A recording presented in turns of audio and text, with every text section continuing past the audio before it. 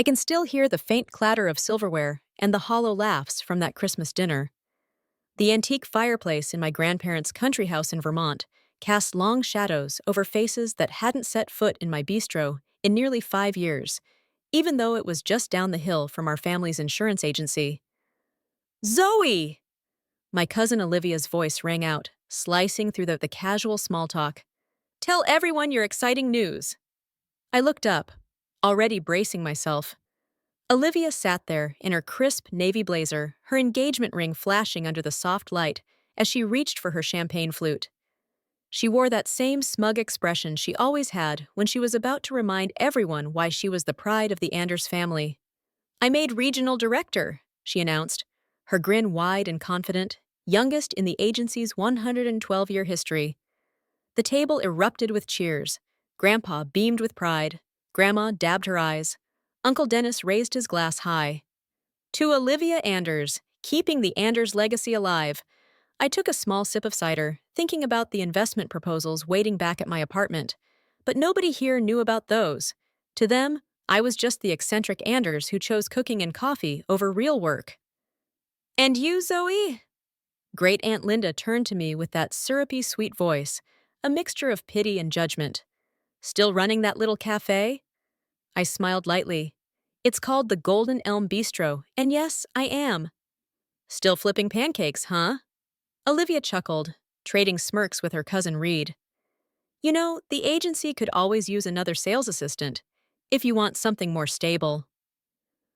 I toyed with my fork, remembering the client meeting I had that afternoon, the one where I secured a 5-year catering contract with the biggest ski resort chain in the region, a deal worth far more than Olivia's yearly commissions. But they didn't know that. Not yet. The bistro keeps me busy enough, I answered casually. Busy enough to pay for heating this place? Grandpa teased, half joking. I almost laughed. If they only knew, I bought the entire property the bistro sat on, plus 3 more, on the block. I get by, I said simply. Olivia dove into a long story about her latest multi-million-dollar policy negotiation. The family listened rapidly, just like they always had. Olivia, the golden child who followed every rule, Ivy League, executive trainee program, and straight into the family business. And me? I was the disappointment who chose culinary school at 22 and turned a rundown old tavern into a booming destination that now made more in a quarter than their entire agency did in a year. I just wrapped up the Sterling Hotel's contract, Olivia was saying, swirling the last of her wine. You should have seen their legal team panic when I pointed out the flaw in their liability clause. Mr. Whitaker was so impressed. He's moving all his accounts to our agency now. I kept my face carefully blank at the mention of Charles Whitaker. If Olivia only knew who really owned most of those resort properties through shell companies managed by me. I just don't get it, Grandma whispered later, trapping me by the sink while I dried dishes. You're sharp, Zoey. You could have had everything Olivia has. The job, the reputation, the respect. Why waste your talents on a little diner? I polished a heavy serving plate, thinking about my 9 a.m. conference call with the bank managers from 2 different states. Not everyone dreams of insurance, Grandma, I said calmly. But you're capable of so much more, she insisted. Look at Olivia, the custom suits, the new Lexus, that gorgeous penthouse condo. Don't you want real success? I thought about my own penthouse, the one I'd closed on last month, under my investment firm's name. Top floor, better views, paid in full. I'm happy with my choices, I said simply. Grandma sighed. Frustration etched across her features. I just worry about your future, she said. The restaurant business is so risky. What if you want a family someday? How will you support them? I almost laughed, thinking about my growing real estate empire, my silent partnerships, my diversified stock portfolio. The bistro had only been step 1, a door into an entirely different world. Later that evening, as the family bundled up to leave, Olivia pulled me aside by the old oak coat rack. Hey! I meant it, about the agency, she said. resting a manicured hand on my arm.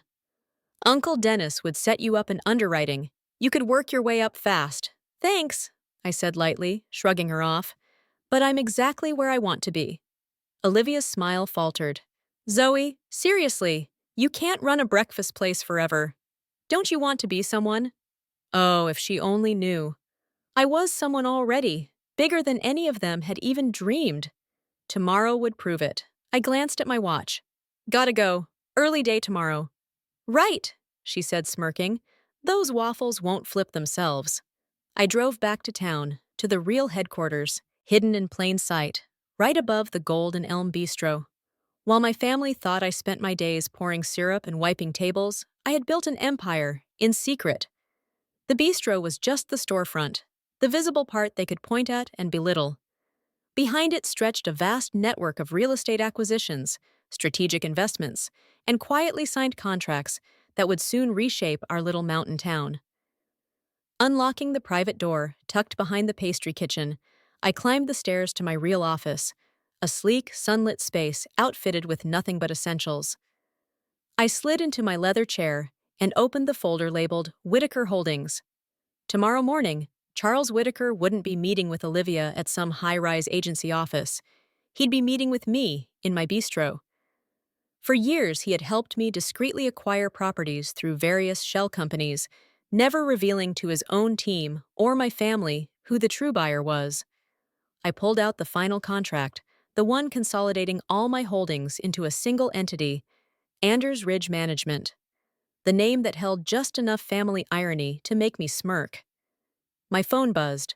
A message from Owoja. Dinner was fun. FYI, Mr. Whitaker might pop into your cafe tomorrow. Don't mess it up. He's very important to the agency. I set the phone down without answering, my smile widening. More would be unforgettable. The paperwork was simple. All the companies I'd created over the past 5 years would merge under Anders Ridge. The transfer would make me the largest landowner between Montpelier and Burlington, all without ever stepping into a courtroom.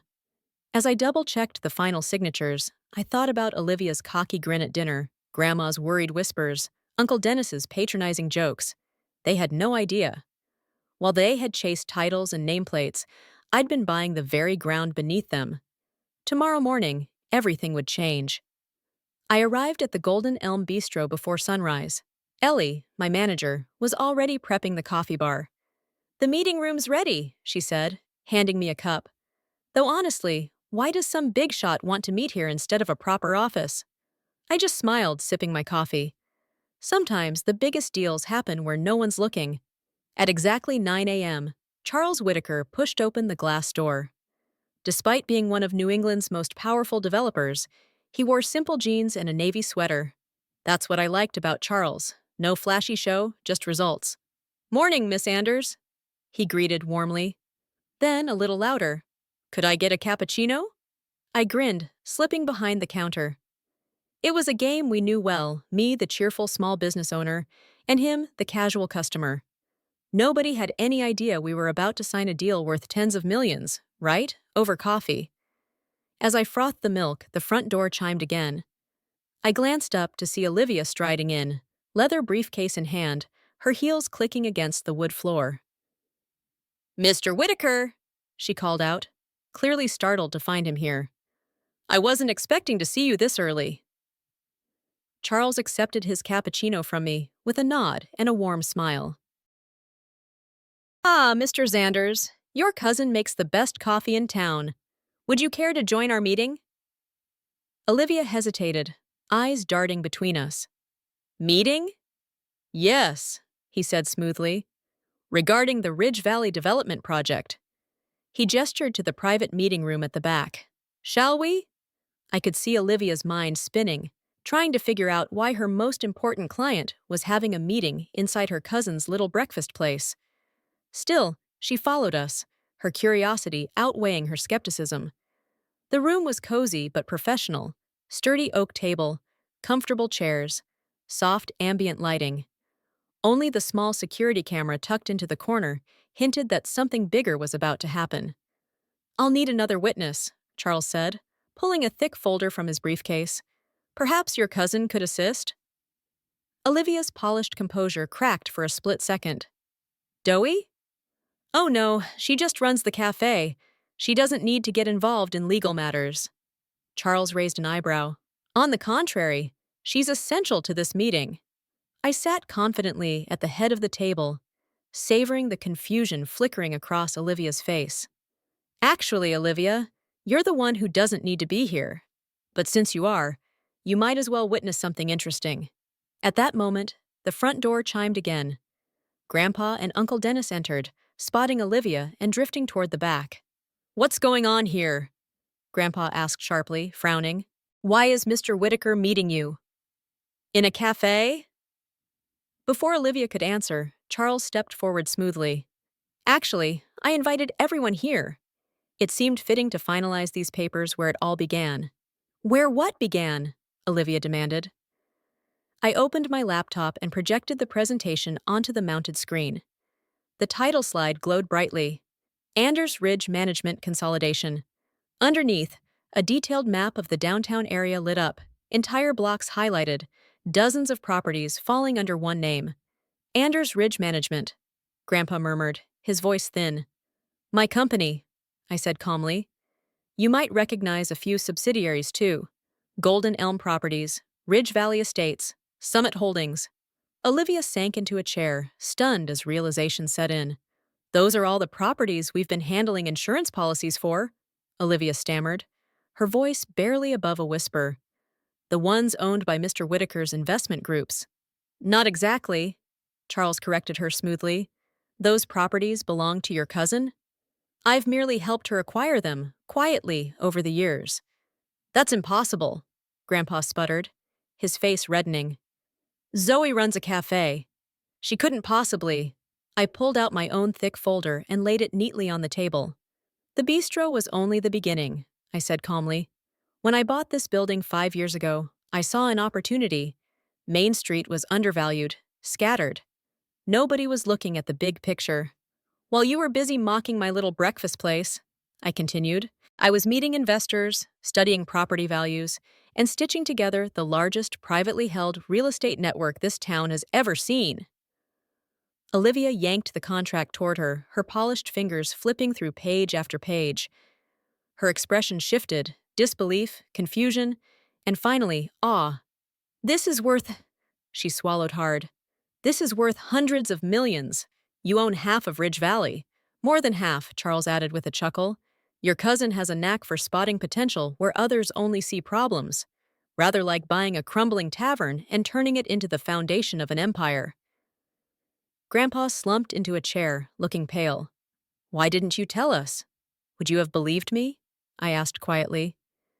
You were too busy assuming I was wasting my life flipping pancakes. It was easier to let you think that while I built something on my own terms. But you wear an apron, Olivia stammered, still trying to connect the dots. Yep, I smiled thinly. I wear a lot of things. Sometimes an apron, sometimes a business suit. The difference is, I never needed anyone else's approval to know my own worth. Charles pulled out a pen, placing it ceremoniously atop the final contract. Shall we make it official? Assigned first. Bold and certain. Charles followed, dating it with a flourish. And just like that, Anders Ridge Management officially became the largest consolidated property owner in Ridge Valley. Congratulations, Charles said, shaking my hand. Though I'll miss our investment meetings disguised as casual coffee chats. The bistro's still here, I laughed softly. Though I might need to add a second floor once all the newly curious clients start coming by. Later that night, after the family had dispersed to lick their wounds, I sat alone in my office above the Golden Elm. The winter lights twinkled over the quiet streets below. My streets now, in more ways than one. My phone buzzed. A text from Grandma. Can we meet, maybe, over breakfast? I looked out over my thriving cafe and smiled. One plate, one cup, one deal at a time. I had built my empire exactly how I wanted. Sure, I texted back. I know a great little spot downtown. The owner's doing pretty well these days, from what I hear. Sometimes success doesn't come wrapped in a corner office or a designer label. Sometimes it wears an apron, pours coffee, and quietly buys the whole block. And sometimes The best revenge isn't about proving them wrong. It's about proving yourself right. I closed my laptop with a quiet snap and headed down the stairs. Tomorrow, the local papers would carry headlines about Anders Ridge Management's consolidation, and the whole town would know. But tonight? Tonight, I still had a bistro to run. Because the best deals, the ones that change everything, don't happen in marble boardrooms. They happen right here, over a warm plate of pancakes, a strong cappuccino, and a silent certainty in who you are and what you're capable of building. If you've made it this far, I just want to say, thank you. This story isn't just about me. It's about anyone who has ever been underestimated, overlooked, or cast aside because you didn't fit the mold someone else built for you. I would love to hear your thoughts in the comments. Have you ever been doubted? Mocked for dreaming differently? Share your story. Let's lift each other up and show the world that success doesn't have just one look, one path, or one timeline.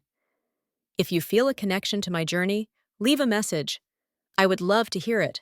Your voice matters more than you think. And if there's one piece of advice I can leave you with, it's this. Don't waste your energy trying to prove your worth to people who refuse to see it. Build it quietly, build it proudly, build it so strong that one day they'll have no choice but to recognize it. Wear the apron, wear the suit, wear whatever you want. Just remember that your worth has never depended on outside approval. It is defined by your actions, your persistence, and your belief in your own vision. I built my empire one cup of coffee at a time, and you can too, no matter what your dream looks like. Start small, stay smart, stay focused, because sometimes the best way to change the world isn't by making noise, but by quiet, relentless, unstoppable success.